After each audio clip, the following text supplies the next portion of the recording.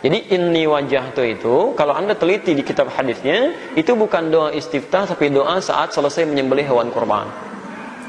Ya. Alhamdulillah kami punya koleksi 1235 kitab hadis. Saya sempat mengecek itu. Satu-satu saya cek itu. Itu jangankan hadis sahih, ya hadis palsu aja nggak ketemu gitu. Bismillahirrahmanirrahim. Alhamdulillahirabbil alamin. Sallallahu ala sayyidina Muhammadin wa ala alihi wa sahbihi wasallam. Allahumma allimna ma yanfa'una wa anfa'na bima 'allamtana wa zidna ilman wa amalan wa ikhlasan wa qabulan amin. Wa ba'du.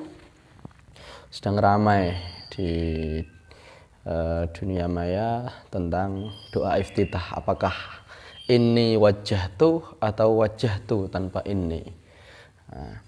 Ini saya akan sedikit membahas tentang doa iftitah ini dari kacamata ulama Nusantara. Di depan saya sekarang ada setidaknya 4 ya, 4 sama di HP ada 1. Ada 5 kitab karya ulama Nusantara yang tentang sholat ya, yang membahas tentang sholat. Ini nanti ada 4 di antara 5 kitab ini yang membahas tentang menyebutkan tentang doa iftitah. Yang pertama yang ingin saya bacakan adalah kitabnya Syekh Nawawi Al-Bantani, yang mana beliau Syekh Nawawi Al-Bantani wafat pada tahun 1314 Hijriah atau sekitar 1897 Miladiyah. Beliau dalam kitab Kasyifatus Sajah Syarah Safinah ini menyebutkan di antara kesunahan sholat adalah doa iftitah. Wahya katsiratun, doa iftitah ini ada banyak. Faminha, di antaranya adalah wajjahtu wajhiya lilladzi fataras samawati wal arda. Nah, di sini Syekh Nawawi menyebutkan wajjahtu langsung tanpa ada tambahan ini. Kemudian yang kedua adalah kitab kitab Fasolatan, yang mana ditulis oleh Mahaguru Ulama Nusantara, yaitu Kiai Haji Soleh Darat dari Semarang. Beliau pada halaman 3 ini menyebutkan, maka sause was takbir mongko numak nuli ngucap wajjahtu wajhi lilladzi fataras samawati wal arda. Dalam kitab ini beliau menyebutkan wajjahtu wajhi tanpa ini. Kemudian ini ada yang kitab yang nomor 3. Kitab yang nomor 3 ini kitabnya Kiai Haji Raden Asnawi, Fasolatan li Syekh Al-Allamah Sahibil Fadilah Muhammad Asnawi Al-Qudsi, yang mana disusun oleh cucu beliau Kiai Haji Minan Zuhri Asnawi. Nah, Kiai Raden Asnawi wafat pada tahun 1956 Miladiyah. Ini dalam kitab Fasolatan, yang mana kitab ini adalah salah satu di antara kitab Fasolatan yang paling beredar, paling menyebar di tanah Jawa ini, di Jawa Tengah maupun di Jawa Timur. Ini anak-anak kecil, biasanya anak-anak TPQ itu diajarkan kitab Fasolatan ini. Jadi banyak sekali amalia-amalia sholat oleh orang-orang Jawa yang sekarang ini, mereka berdasarkan dari kitab Fasolatan Kiai Haji Raden Asnawi. Beliau dalam kitab Fasolatan ini ketika menyebutkan doa iftitah, ini bacanya gini, bentar. Inni wajjahtu wajhiya lilladzi, halaman 20. Ada lafadz inni wajjahtu wajhiya. Ini juga nanti di seperti Kiai Asnawi ini ada kitab Fasolatan. Ini karya Kiai Ahmad bin Abdul Hamid Al-Kendali dari Kendal. Beliau dalam kitab ini juga menyebutkan bahwa doa iftitah adalah inni wajjahtu wajhiya, ada lafadz inni. Terus ada yang kitab yang nomor 5 ini ada Fasolatan juga, Fasolatan Ahlus Sunnah wal Jamaah yang disusun oleh Kiai Musyawwir bin Haji Anwar Kali Abu Salaman Magelang ya, daerah Magelang lah, saya tidak tahu. Akan tapi dari tadi malam saya lihat-lihat dalam kitab ini beliau tidak menyinggung soal doa iftitah ya. Lakulli hal, ini yang ada yang bertanya, apakah ada dalilnya apa tidak? Nah, jadi yang kemarin dipermasalahkan bahwa ada yang mengatakan bahwa ini wajah itu tidak ada dalilnya.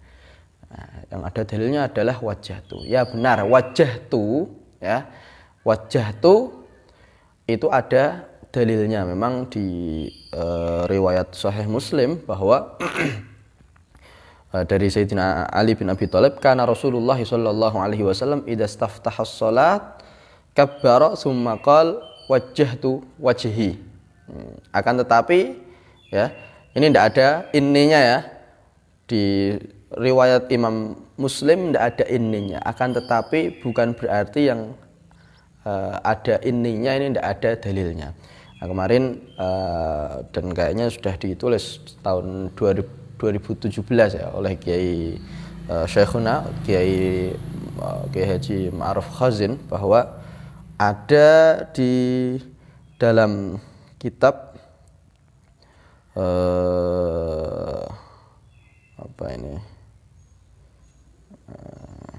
sebentar. Ini riwayat hadis, saya lupa, nanti saya lihat, bahwa wa an Abi Rafi'in qala waqa'a ilayya kitabun fihi istiftahu Rasulillah sallallahu alaihi wasallam kana idza kabbara qala inni wajjahtu wajhiya lilladzi fataras samawati wal arda hanifan wa ma ana minal musyrikin. Nah, intinya di sini juga membahas tentang doa istiftah atau doa iftitah ya, bahwa ada lafadz redaksi inni wajjahtu. Inni wajjahtu. Ala kulli hal, dua-duanya ini sama-sama ada dalilnya ya, sama-sama ada dalilnya, dan ghayatul amr bahwa doa iftitah ini hukumnya sunnah. Ya, dalam mazhab kita, mazhab Syafi'iyah yang mana dianut oleh mayoritas ulama, mayoritas masyarakat Indonesia, bahwa doa iftitah ini adalah sunnah, yang mana baik wajah itu langsung atau ini wajah itu ada tambahannya ini, ya monggo-monggo saja, terserah, tidak apa-apa, dan tidak akan membatalkan sholat ya, dan tidak akan membatalkan sholat. Kemudian yang perlu saya singgung juga di sini bahwa ini dulu masyayikh kita saat saya belajar di ST Imam Syafi'i Cianjur, masyayikh kita sering menasihati kita, sering mengingatkan bahwa ini kata beliau al-ahkamul fiqhiyah la tu'khadhu min kutubil hadis wala kutubit tafsir mubasyaratan, bal tu'khadhu min kutubil fiqh.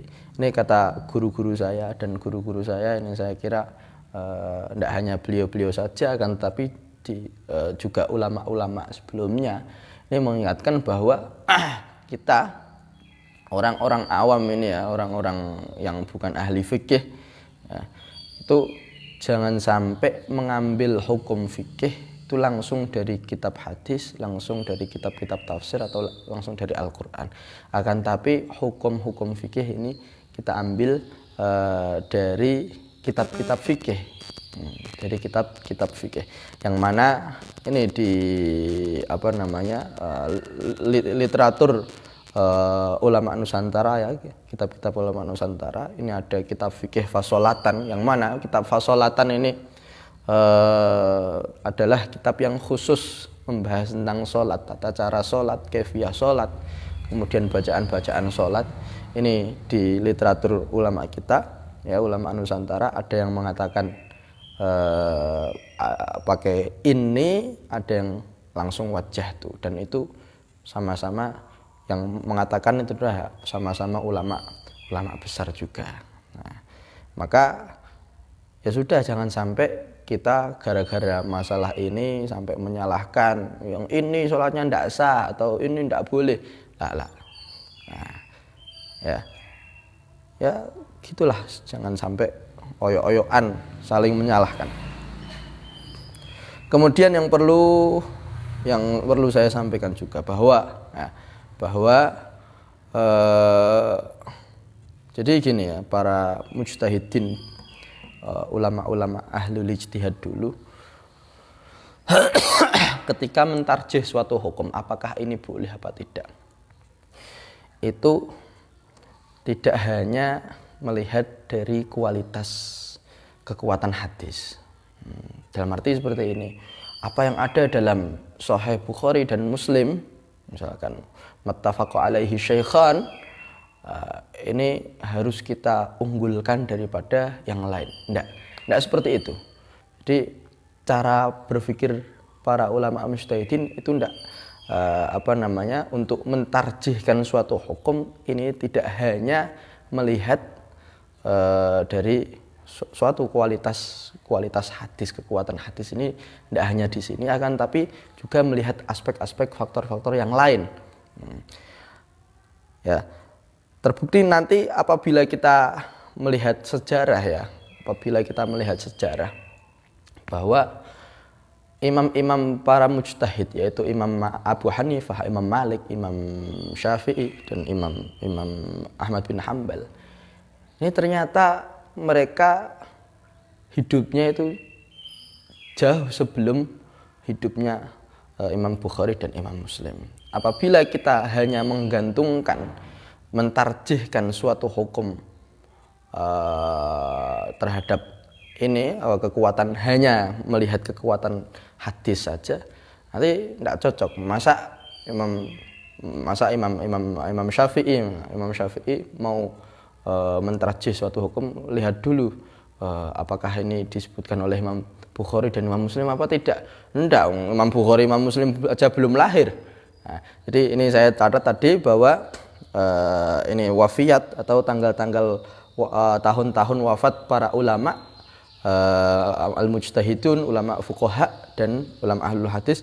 Ini yang pertama Imam Abu Hanifah, yaitu wafat pada tahun 150 Hijriah, yang mana pada tahun tersebut Imam Syafi'i juga lahir ya. Kemudian Imam Malik wafat pada tahun 179 ya. Imam Abu Hanifah 150 Hijriah, Imam Malik 179 Hijriah, kemudian Imam Syafi'i wafatnya pada tahun 204 Hijriah, Imam Ahmad bin Hanbal 241 Hijriah. Nah, sedangkan Imam Bukhari wafatnya pada tahun 256 Hijriah, dan Imam Muslim wafatnya pada tahun 261 Hijriah. Jadi intinya bahwa imam-imam mujtahid ini hidupnya jauh sebelum ya, atau sebelum hidupnya Imam Bukhari dan Imam Muslim. Nah, seperti itu. Ya itulah jadi tarjihat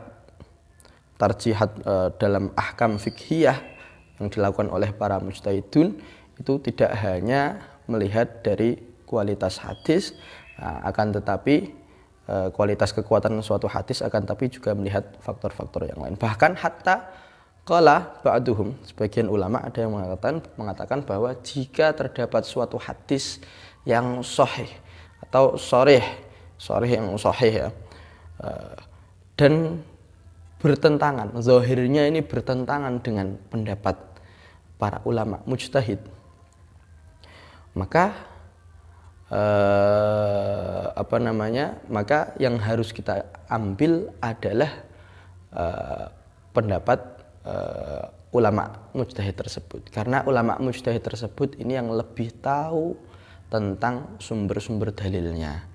Nah, jadi kalau kita lihat, kita bayangkan sendiri ya, jika kita melihat suatu hadis, apakah kita melihat ada hadis-hadis yang lain, terus apakah kita sudah istiqra dengan hadis-hadis yang lain, terus Al-Quran, sumber-sumber yang lain, apakah sudah istiqra apa tidak.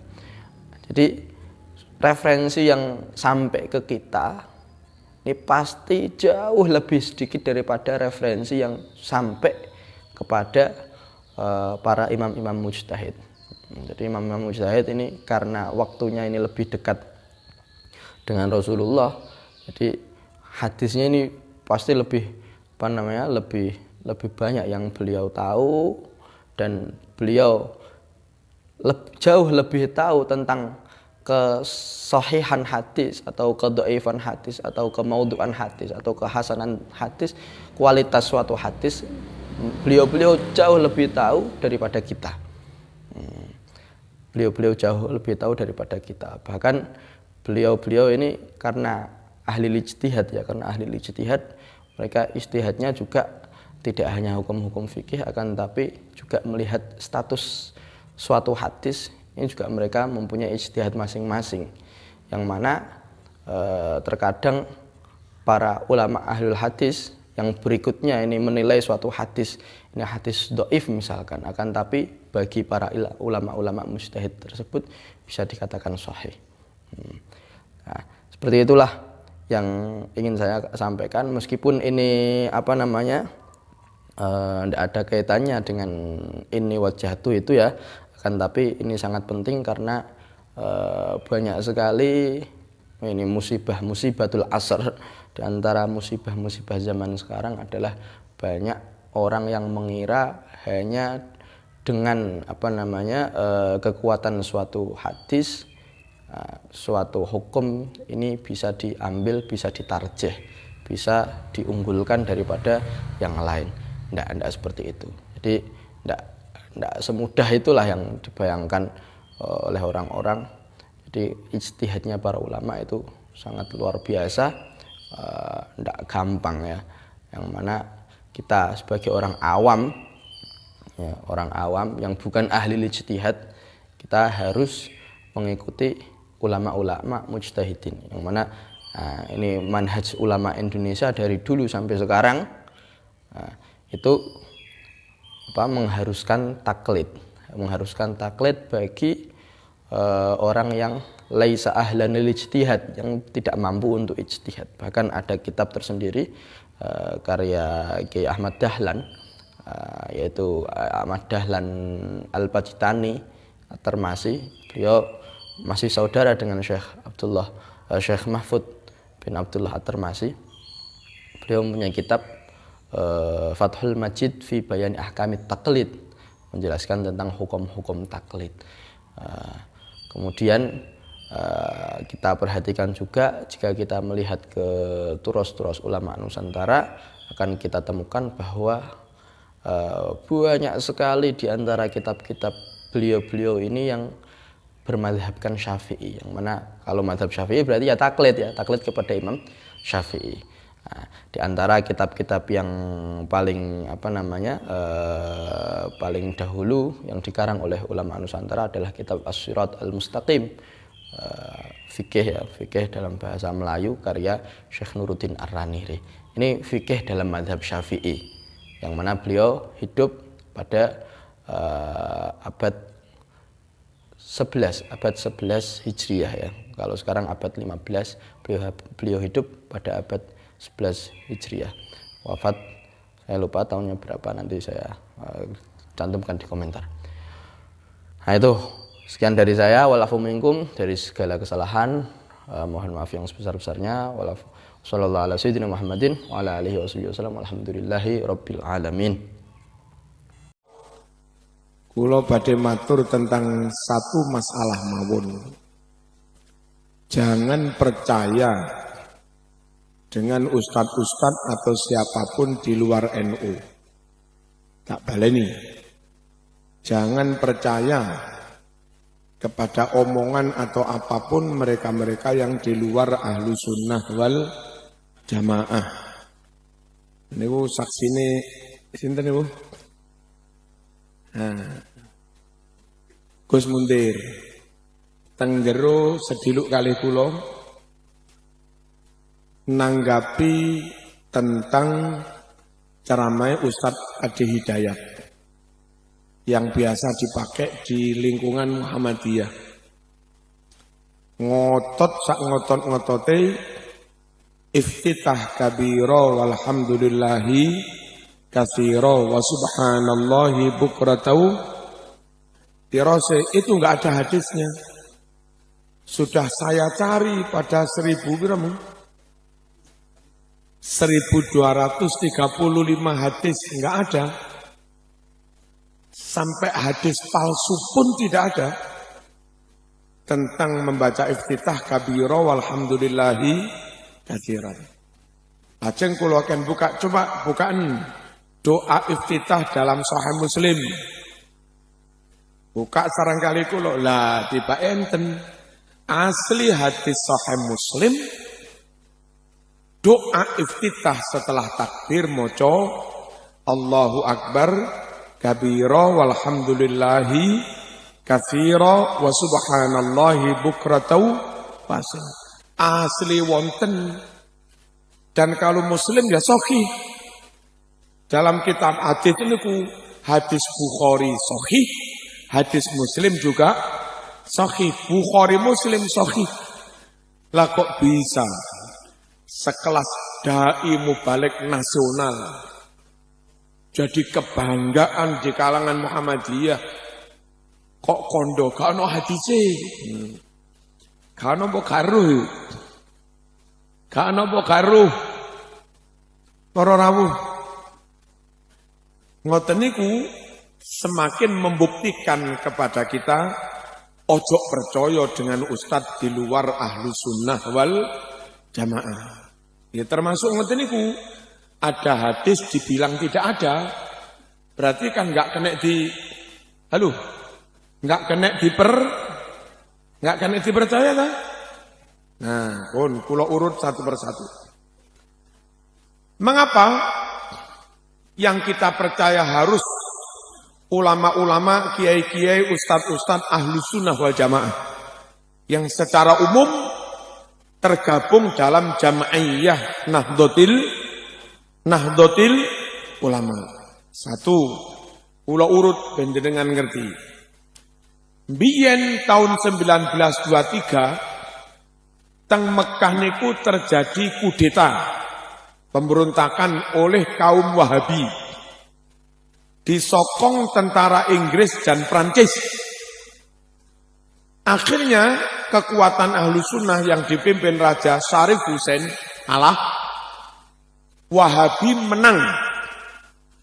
Karena teng Mekah Wahabi menang, maka satu, makam para sahabat, makam para wali, mereka gusur rata dengan tanah. Bahkan punya rencana gila, makam Nabi pun akan dibongkar. Halo? Niki isik menghendaki kalau ngaji napa mboten? Tapi aja dawuh dhewe. Gak enak lho kula ngomong sampean ngomong ya. Allahumma shalli ala sayyidina Muhammad. Kalau baleni tahun 1923 teng Mekah niku wonten pemberontakan oleh kaum Wahabi karena didukung tentara Inggris Prancis. Wahabi niku menang. Dan setelah Wahabi menang, apa yang mereka lakukan? Satu, makam para wali, para tabi'in, para sahabat digusur